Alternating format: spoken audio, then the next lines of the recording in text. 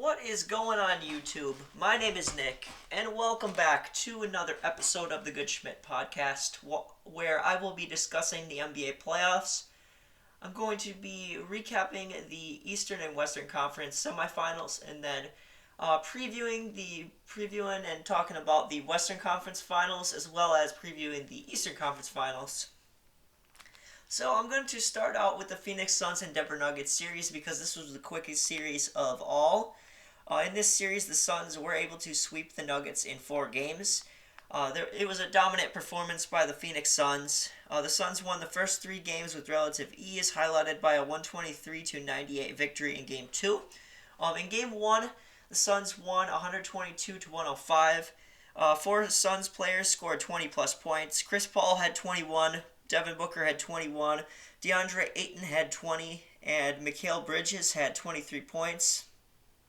Let's see. As far as their shooting numbers go, Paul was 8 for 14 from the field, 57.1% field goal percentage. Chris Paul was 2 for 3 from 3, which is 66.7%. Booker was 8 for 12 from the field, shooting 66.7%. He was 1 for 4 from 3, 25%. Ayton was 9 for 13 from the field, 69.2 field goal percentage. And then Mikal Bridges was 8 for 12, 66.7% from the field, and then 50% from 3. He made 4 out of his 8 3-pointers. And then Jay Crowder added 14 points for the Suns, shooting 5 for 13 from the field, 3 for 9 from 3. Chris Paul also had 6 rebounds and a steal. Devin Booker had 4 rebounds, 8 assists, and a steal, and then Ayton had 10 rebounds. And then for the Nuggets, Jokic had 22 points, 9 rebounds, 3 assists, 2 steals, and then Aaron Gordon added 18 points. So, really convincing win here in Game 1 for the Suns, and Chris Paul led the Nuggets to a comeback victory. The Suns were able to shut down the Nuggets in this first game. Game 2 was a blowout. I mentioned the score earlier, 123-98 victory for the Suns, who were led by Chris Paul and his 15 assists without a turnover. CP3 also had 17 points and 5 rebounds. Devin Booker added 18 points, 10 rebounds, and 2 assists, as well as a steal. And then Ayton had 15 points and 10 rebounds. In Game 2, Bridges added 16 points and 2 rebounds for the Suns. The Nuggets really struggled to score in this one. Jokic had 24 points, 13 rebounds, 6 assists, and a steal, and this was a wire-to-wire victory for the Suns as they seized a 2-0 lead in the series. Mike Malone was embarrassed after the Game 2 loss for the Nuggets. Game 3, another dominant performance by the Suns, 123-101 victory. Booker's 28 and Chris Paul's 27 helped the Suns gain a 3-0 lead in the series.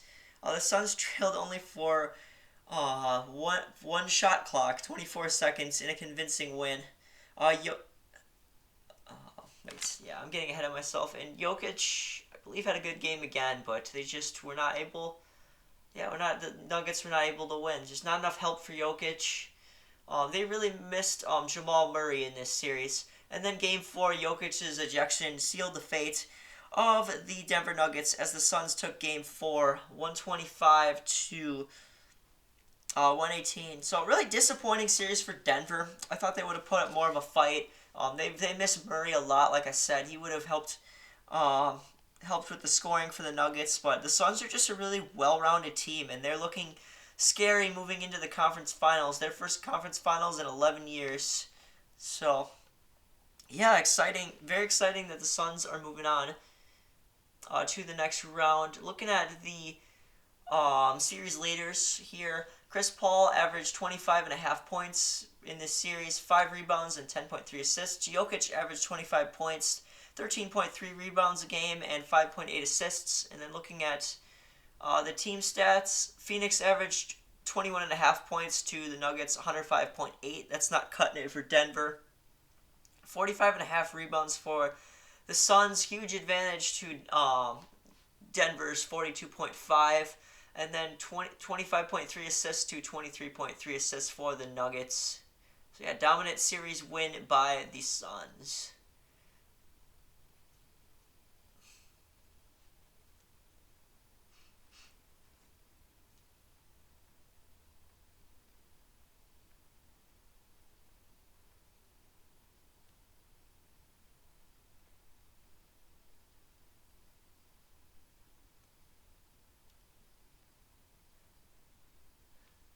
Moving over to the other Western Conference series, we got the Jazz and the Clippers. Um, the Clippers were also down 2-0 in this series, as well as they were in the first round, but they were able to come back and win the series 4-2, so they won in 6. So the Clippers have now come back from 2-0-2 deficits in these playoffs. This time, and they won 4 unanswered once again to win the series. But like I said, they dug a 2-0 hole for themselves. So the Jazz took game 112 to 109. Donovan Mitchell missed 20 straight shots in this one in the first half, yet he still dropped 45 points in the game to lift the Jazz past the Clippers. In game 2, the Jazz won a close one, 117 to 111. They were able to hold on after losing a 21-point lead to the 21-point lead in the second half to the Clippers. Donovan Mitchell scored 37 points for the Jazz, and he added 3 rebounds and 4 assists. He was 6 for 12 from 3, so 50%.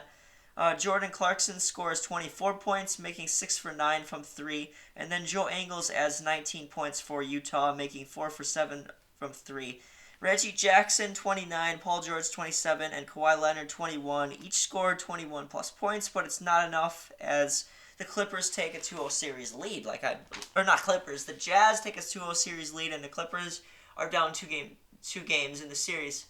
Game 3, Clippers come back and dominate the Jazz, 132-106. Kawhi Leonard put up 34 points and 12 boards in the win. Leonard and George combined for 65 points in the game. Mitchell scored 30 for Utah in the loss. So great bounce back win by the Clips in Game 3. And then Game 4, the Clippers knotted the series up at 2 games apiece with a 118-104 victory. Kawhi Leonard did injure his right knee after landing awkwardly in the fourth quarter. But Leonard scored 31 in the game, and so did Paul George. The Clips led by as many as 29 in this game, and Kawhi had a monster slam over Derek Favors. The video is on YouTube. I'm sure you can watch it. But yeah, there's a picture of it right there. There's the monster slam over Favors by Kawhi Leonard. Oh yeah, and there's the video right there. It's right there. Okay. So yeah, series knotted up at 2 games apiece. Going into Game 5. And the Clippers were able to win once again. This time they won at home. 119 to 111. Paul George stepped up in the absence of Kawhi Leonard, scoring 37 points. As the Clippers were able to withstand 23s from the Jazz. I will talk about who scored all those threes for Utah in a minute. Marcus Morris scored 25 points for the Clippers in the win, and Reggie Jackson scored 22. So nice team win for the Clippers. But we're talking about a team. Utah as a team scored 23s, and it wasn't enough. Here are the threes by player for each Jazz player. Bojan Bogdanovic had 9 threes. That's insane. Royce O'Neal had 2. Joe Ingles had 1, and Donovan Mitchell and Jordan Clarkson each had 4. My goodness, and that was not enough. Clippers were able to win. So yeah, that's huge. That was a huge win for them. And then going into Game 6, we have the Terrence Mann game. The Clippers were able to blow out the Jazz 131 to 119 after being blown out at halftime. It was a blowout, and the Clippers came back because of Terrence Mann, hence the Terrence Mann game. Mann scored a career high 39 points. That's insane. He's never scored anywhere close to that really before this season. I mean, I think his career high before this was like 30 in the NBA, not 39 though. And Mann was 7 for 10 from 3 to lead the Clippers to their first conference finals appearance in franchise history. And like I mentioned, they came down from a big deficit. They were down 25 points in this one, the the Clippers, and they were able to come from behind down 25 to win the series. So that's pretty insane for the Clippers. Let's look at the series stats here. Donovan Mitchell led the Jazz with 34.8 points per game in the series, 5 rebounds, and 5.3 assists. Paul George averaged 29 points, 9.5 rebounds, and 4.8 assists. And then the team stats, Clippers averaged 120 points to the Jazz's 111.5 rebounds, 39.7 to 39.3 for the Clips, and then 16.8 assists to a whopping 20.8 assists for the Clippers. So they were passing the ball around this series, definitely. Yeah, so congrats to the Clippers to making their first conference finals appearance in their franchise history. So yeah, very cool.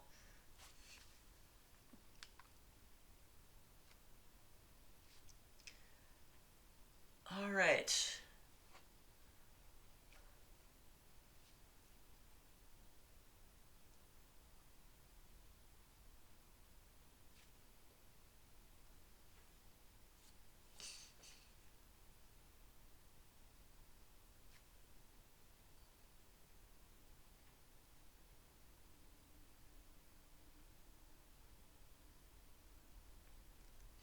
Moving over to the Eastern Conference, we've got the Atlanta Hawks and Philadelphia 76ers series to go over.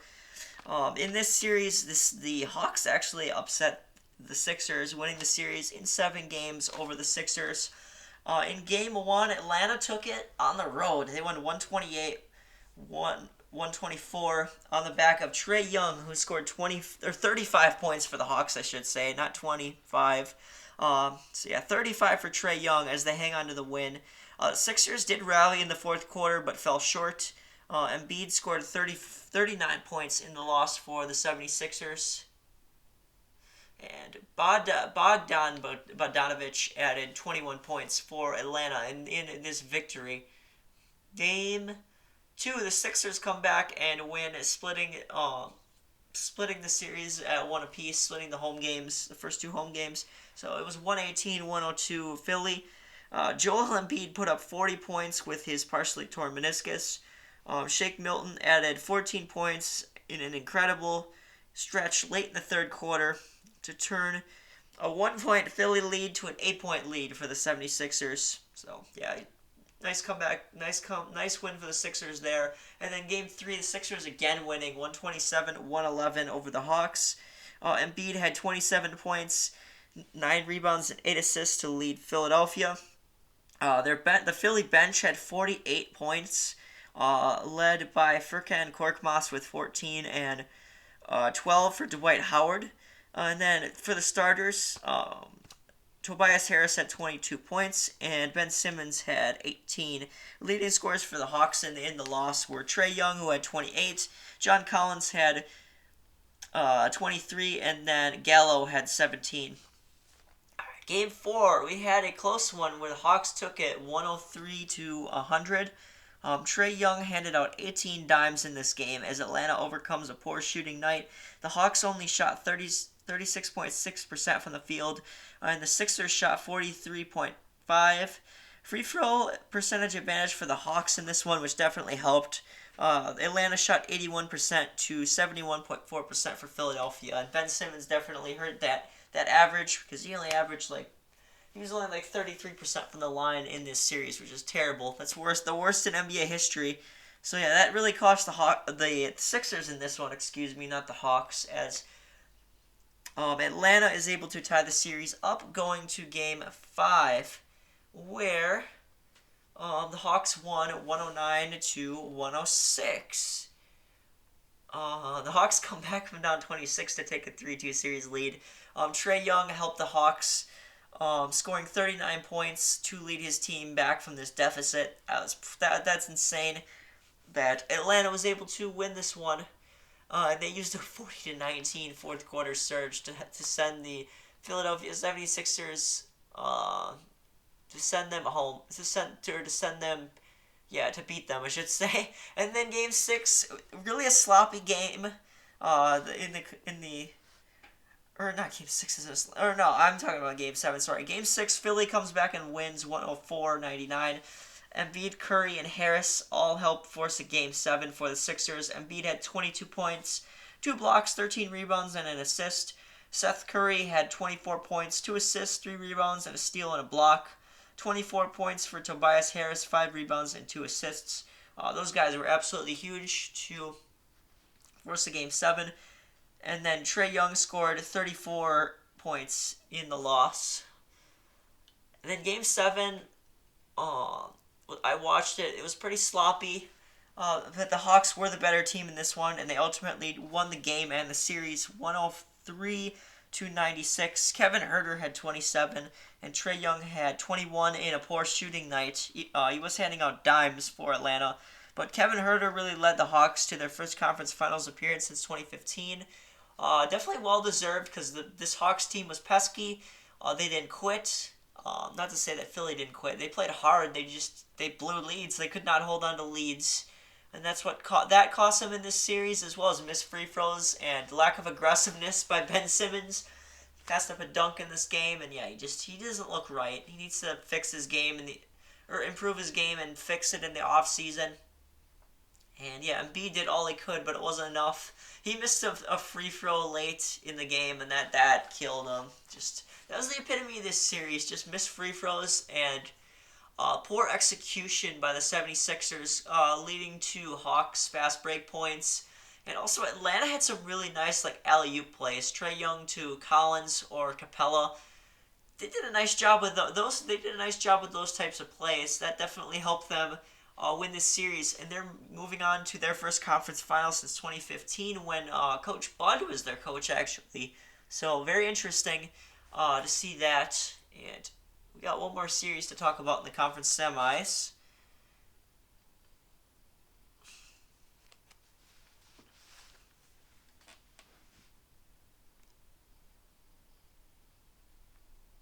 And yeah, I'm sorry I didn't go through the stats in that other series, but that's okay. You can look on y'all can go look on NBA.com. Plus, that series it was interesting, but not as interesting as this series was. The Bucks and Nets here. Um, yeah, I watched every game. I watched every game in this series. Not the entirety of every game, but I tried to watch at least some of all the games because I am a big Bucks fan, and I was very excited to see the Bucks win this series in 7 games over the Nets. Um, they definitely were helped by injuries in this series, but yeah, what if it was another team? They would use the same excuse for that team. So yeah, the Bucks really proved that they can. They proved they can win against a great team, even though they were undermanned. Even though the Nets did have Kevin Durant and a lot solid players on their team, so it was not an easy series win. Let's go through each game here. Game 1, Nets took it 115-107. James Harden got hurt 43 seconds in. That was tragic to see. But the Nets were able to overcome that on the back of KD, who carried them throughout the series. Kevin Durant had 29 points, 3 assists, 10 rebounds, a steal, and 2 blocks in this one. Kyrie Irving had 29 points, 8 assists, 5 rebounds, a steal, and a block. Joe Harris added 19 points, 2 rebounds, and 2 assists. And then Blake Griffin, who was a key to victory in this game, had 18 points, 14 rebounds, 3 assists, and 2 steals. Griffin played really hard in this game. He was scrappy. He dove for loose balls. That was pretty exciting to see. And then Mike James, the point guard, added 14 points, playing a key role in this one, and he really didn't show up at all to the rest of the series. So that was pretty funny. Giannis scored his number in the loss, 34 points. Brooke had 19, and Holiday had 7 for the Bucks. Or Holiday had 17 points for the Bucks. Moving on to Game 2. Not going to spend a lot of time on this one because the Nets blew out the Bucks 125-86. Just a dominant performance by the Nets. KD had 32 points, and the Nets hit 21 threes, and that was really the story of the game. They just could not stop anybody. For the Brooklyn Nets in this one, it was not good. It was not a good game for me as a Bucks fan, but if you're a Brooklyn fan, you think, oh, the series is over. But hold the phone, because in Game 3, the Bucks again scored 86 points, but this time they won the game, 86-83 over the Nets in a defensive slugfest, absolute slugfest. hectic win, as my sister called this one. I'm quoting my sister. She said it was a hectic win. I agree. Um, yeah, absolute slugfest. Like I said, good defense, borderline or great defense at times in this series. Throughout, Tucker did play well against KD, even though he scored 30. That's to be expected of Kevin Durant. But PJ Tucker did all he could, and it was enough for the victory. So awesome. Kyrie Irving had 22 and Bruce Brown had 16 points in the loss. But yeah, this game was about defense, really, for the Bucks. And Giannis and Chris did the scoring for Milwaukee. They combined for 68 points. The Bucks had a hot first quarter led by Giannis and Chris and they had a 30-11 lead. And then the Nets were able to come back in the game, and Milwaukee was able to hold on for the victory here. So let's talk about Giannis and Chris here a little bit. Giannis had 33 points, 14 rebounds, and 2 assists. Stellar performance from him and Chris Middleton, who had 35 points, 18 rebounds, and an assist in this one. Let's see, Game 4 was the most exciting and entertaining game for me in this series, in which the Bucks yet again pulled it off. This time it was 107-96. There was a lot of scrappy play from both sides in this game. Yeah, I love this game. I probably will go back and watch this game at some point in the future and look back on it and say it was a key game in this playoff run for the Bucks.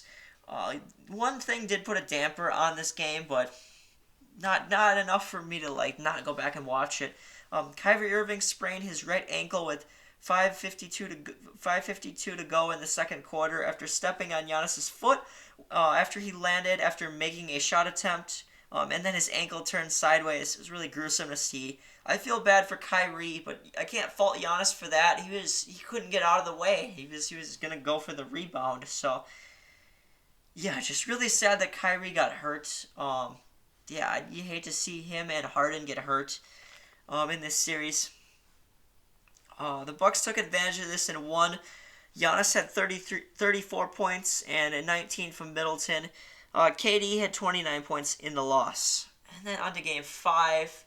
This was a tough game. I thought the Bucks had this one, but the Nets were able to win because of Kevin Durant. So it was 114-108 Brooklyn.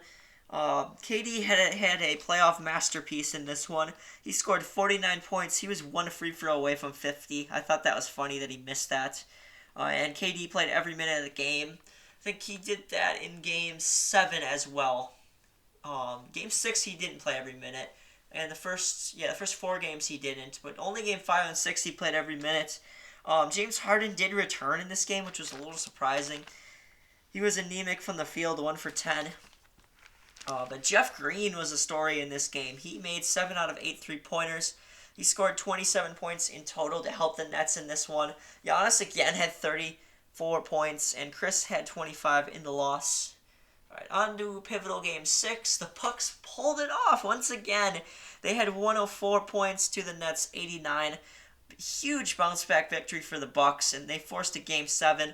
Giannis and Chris again combined for 68 points. They did that in Game 3. They combined for 68 points. They did it again in Game 6. Giannis and Chris combined for 27 rebounds and 8 assists as well. Here are the numbers for Chris and Giannis. Chris had 38 points, which is a playoff career high for him. 10 boards, 5 assists, and I think he had multiple steals. Yeah, I didn't write down how many. I think he had a couple steals.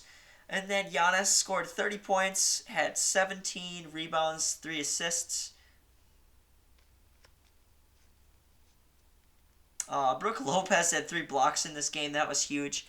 And then Tucker held down KD, who still managed to score 32 points. On to Game 7. Let's talk about this.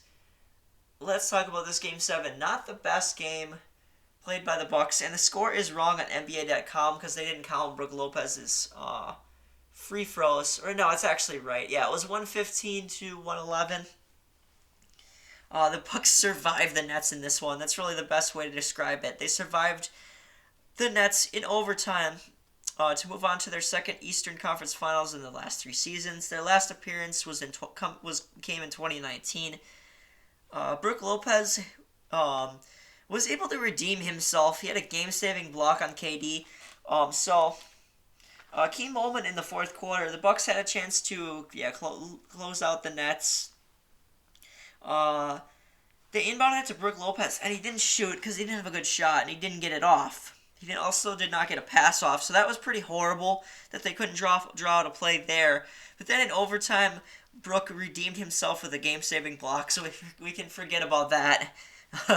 That's funny. And then Giannis tied the game in overtime with with a finger roll, I think, a finger roll make, and then Chris Middleton hit a go-ahead turnaround jump shot that ultimately sealed the game for the Bucks. And then the best play of the game to me was Drew Holiday guarding KD, top of the key. KD shot it in Holiday's face, who contested the shot, and Holiday was able to force an air ball for KD, which was shocking, and it was exciting to see that happen on the final shot attempt. I discussed the botched inbound play in the fourth, but another key mistake in this game was Kevin Durant stepping on the line on his game tying shot. His left toe was on the line, so he would have hit the game winner on that shot, but it was only a 2 to tie the game. So that ultimately was a huge reason why the Bucks had a chance to win and why they did win this game and the series. So yeah, very very crazy. This was a very crazy game, and I am impressed that not impressed, but I am astounded that the Bucks are able to win. That's the word, and that they're going to the conference finals. I'm very excited that they will be going to the conference finals. Yeah, congrats to the Bucks and Nets. You'll be back next year at full strength, hopefully. After the Bucks win a title, crossing my fingers. Yeah, we'll see. We'll see. We will see. All right. Alrighty.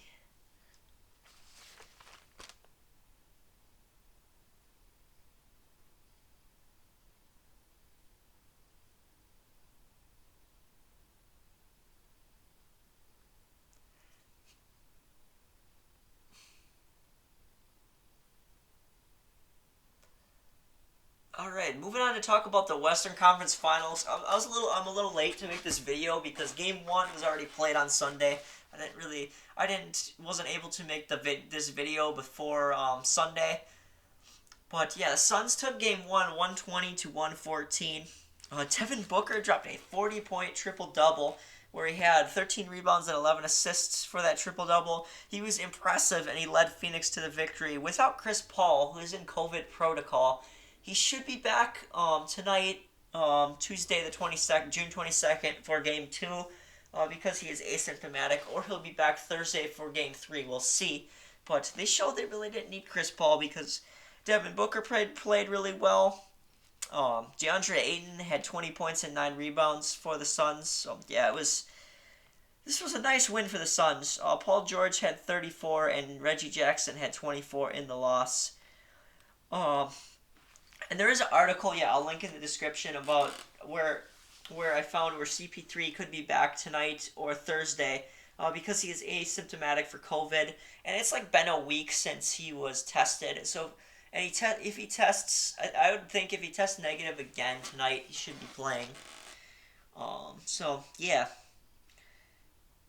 Now let's talk about what I think will go down in the series. I think the Suns will win this in 6. I think Phoenix goes up 2-0 because that's the Clippers' MO, and then the Clippers will tie the series 2-2, and then Phoenix will close out and win the next 2 games to win the series. So, yeah, I like Booker and Ayton to lead the Suns in this series, and CP3 will help lead them when he comes back. He's a leader off the court as well. I just think the Suns look like the better team, especially after that Game 1, and they have the momentum. I'm not just picking it because of the Game 1, but throughout the playoffs, the Suns have looked like a better team, even though they haven't had to come from behind. Yeah, I really like Phoenix in this one. They've got a great offense, a stout defense that can match up well against the Clippers, and yeah, Ayton is a matchup nightmare for Cousins and for DeMarcus Cousins and Zubac. So yeah, I like these Suns to win this series in 6. Yeah, and they do have home court, which should help them in this series.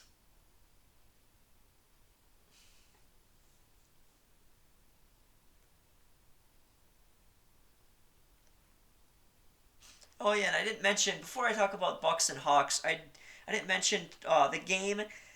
Yeah, the game tonight is at 8 o'clock Central Time on ESPN. Suns Clippers. Yeah, um, Tuesday, June 22nd. Yep, tonight at 8 on ESPN. Now moving over to the Eastern Conference Finals, Bucks and Hawks. Now, when I was thinking about this series, I thought this could go 6, but I think it's gonna go 5. I think the Bucks will be able to win this in 5. Just the experience of Giannis, Chris Middleton, and PJ Tucker will help the Bucks win this series. Holiday and Brook Lopez will also be important players in this series. Yeah, I like I said with the Suns, I think the Bucks are just a better team. Even though I'm not gonna sleep on the Hawks, they are pesky. They could win a game or two. But yeah, I just like the Bucks to protect the home court and win this series. For Atlanta, they're gonna need Trae Young and Kevin Huerter to be huge, and they'll need their complementary players to play well two in John Collins, Clint Capella, Gallo, and Lou Williams. Just the Hawks are just too young and inexperienced, I think, to beat this Bucks team looking for redemption in the East Finals after losing to the Raptors in 2016. So yeah, I like the Bucks to go to the finals to take on the Suns. Now I'll talk about that prospective finals matchup. Honestly, I don't have a prediction at this point for that series. I think it could go either way. I think the Bucks could win it in 7, or um, the Suns could win it in 7. It's gonna come down to who's the better player, Devin Booker or Giannis. Yeah, just super tight series. That will be a great finals if it happens. But anyways, I'm looking forward to watching the West and East finals. Hopefully you all are too. And I'm gonna wrap up this video right here. This has been the Good Schmidt podcast, and I am signing out. See you all next time.